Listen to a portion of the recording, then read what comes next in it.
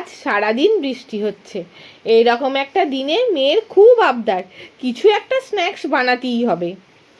নমস্কার, আজ মা মেয়ের হেসেলে থাকছে ভীষণ মুচমুচে ক্রিস্পি একটা স্ন্যাক্স, যা খুব সহজেই বানানো যায় এবং খুব লোভনীয়।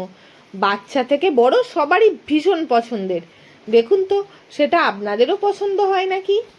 প্রথমেই একটা মিক্সিং বোল নিতে হবে, আর তাতে নিতে হবে 300 গ্রাম বোনলেস চিকেন, তাতে 1 চামচ কর্নফ্লাওয়ার, 1 চামচ আদা গ্রেট করা, 1 চামচ রসুন গ্রেট করা, আর 1 চামচ পেঁয়াজও গ্রেট করে দিতে হবে।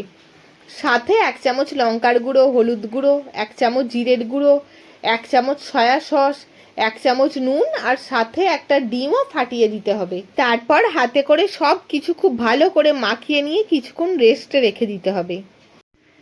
এখন বেশ খানিকটা সাদা তেল খুব ভালো করে গরম করে নিতে হবে। তারপর একটা একটা করে চিকেনগুলো দিয়ে সব সুন্দর করে দুটো পিঠ লাল করে ভেজে নিতে হবে লো হিটে, যাতে ভিতরটা খুব ভালো করে কুক হয়ে যায়। এভাবে সব কটা পকোড়া খুব সুন্দর করে ভেজে সার্ভিং প্লেটে সার্ভ করে দিন। এরকম ইভিনিং স্ন্যাক্সে গরম গরম চিকেন পকোড়া পেয়ে মেয়ে তো খুব খুশি।